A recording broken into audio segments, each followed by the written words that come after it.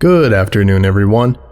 My name is Dr. Miller, and the SCP we're going to be looking at today is SCP-2009. Object Class: Keter. Special Containment Procedures.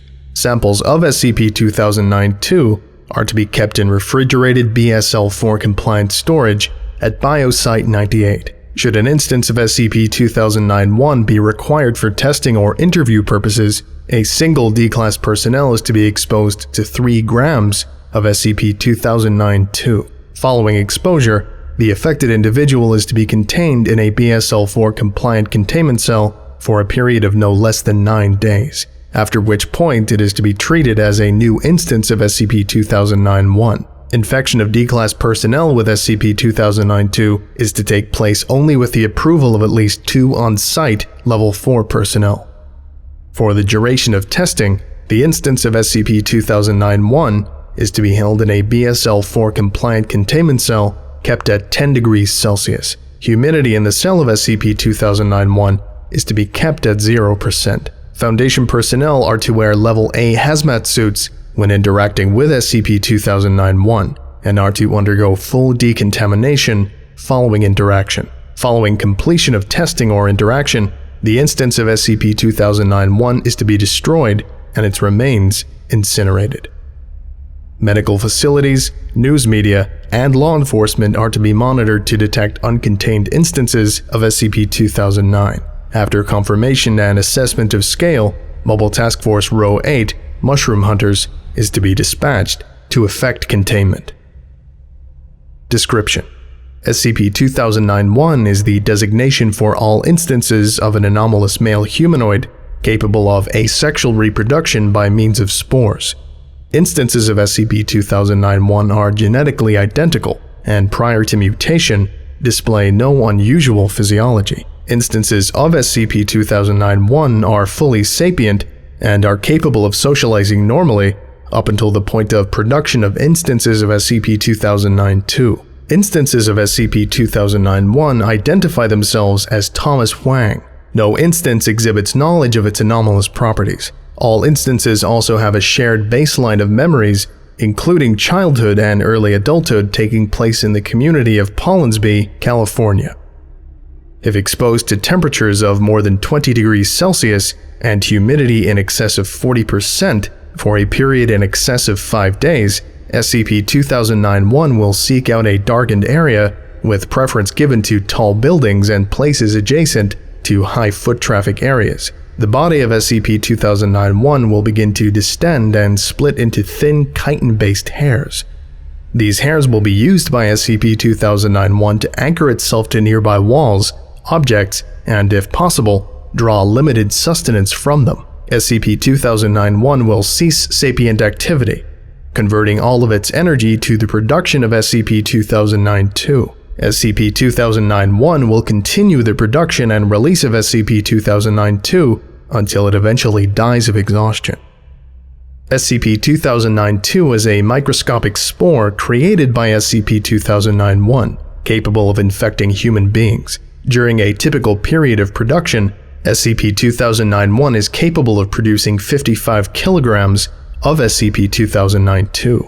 Instances of SCP-2009-2 are airborne and infect humans through the respiratory system. With 3 to 4 days of exposure, individuals infected with SCP-2009-2 will begin to experience symptoms of nausea, lethargy, and photosensitivity. Additionally, individuals will shun social contact, isolating themselves from others. Within 5 to 8 days, the physiology of affected individuals will begin to change to match that of SCP-2009-1. The process can cause varying levels of discomfort, proportional to the physiological similarities between the individual and SCP-2009-1. Affected individuals are aware of the changes and frequently exhibit extreme psychological distress during the process. Within 8 to 9 days of exposure, the physiology of the subject will exactly match that of SCP-2009-1, as will its baseline psychological state, DNA, and memories. Newly created instances of SCP-2009-1 exhibit no knowledge of their lives prior to transformation. SCP-2009 was discovered when reports of a widespread infection by a previously unknown disease in the town of Missouri were made to the Center for Disease Control on 1998. Foundation agents embedded in the initial response team reported extreme psychological changes brought on by exposure to SCP-2009-2 in 46% of the town's residents. The town was immediately quarantined, with infected individuals being taken into Foundation custody. The CDC teams and the remainder of the town's residents were isolated until the nature of SCP-2009 became apparent. The town was destroyed and incinerated under the cover story of Freak Wildfire on 1998. The CDC teams and uninfected residents were dosed with Class E amnestics and released from Foundation custody the next day. All but 3 of the newly created instances of SCP-2009-1 were destroyed and incinerated, with the rest used for purposes of testing and the creation of instances of SCP-2009-2 for purposes of study. During the destruction of the desiccated remains of an instance of SCP-2009-1 were found in the bell tower of First Methodist Church. It is suspected that this instance was the original vector for SCP-2009-1, although it is unknown whether it was the original instance of SCP-2009-1. This is Interview Log 2009-7M, 13th of November, 1999. Playing log now. Interviewed. D998-120W, abbreviated to D998 by Dr. Amadov for conversational purposes. An African female, 4 days after exposure to SCP-2009-2. Interview took place in a darkened BSL-4 compliant containment cell. Hello, D998. How are you feeling today? If you do not feel like cooperating, D998, I can turn the lights up. Awful. I feel awful. I feel like vomiting. The light hurts. Everything hurts. What did you give me? I'm sorry to hear that. Please describe your earliest memory, if you would. If I answer, can you go away? Once you answer, this interview will be complete, yes. Okay, I was 5 or 6. My mother had to work late, and when she got in, she just fell into the chair in the living room and fell asleep. I thought she had died. What did your mother look like? What do you mean? She looked the same as she normally does. Short, kinda dark, yellow skin, round chin. Thank you for... Wait, what the... That can't be right. What did you... Thank you. That will be all. And this is Interview Log 2009-7N, 15th of November, 1999. Playing log now. Interview notes. D998-120W had been informed that any feelings of bodily dysphoria were a result of vaccination against malign restricula. D998, how are you today? I'm not good, really. Oh? And why is that? There's all of this noise. Like, I'm not me. I'm people. And who are you?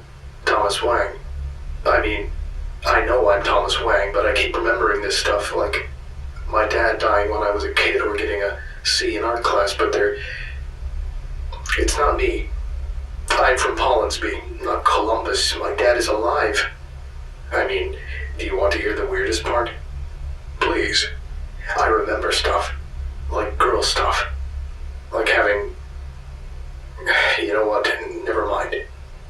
I didn't just say that. I think I understand. Like, I'm comfortable with myself and everything. It's just... Is this gonna be a thing? No. Such a reaction to the regimen we put you on is totally within parameters. You should be over it within a day or so. Okay. Thanks, Doc. Closing statement. On 1999, the transformation of D998-120W into an instance of SCP-2009-1 was completed. Following completion of testing, the instance was incinerated. End log. This concludes today's lecture. Thank you for listening, if indeed you still are, and you are all dismissed. Goodbye.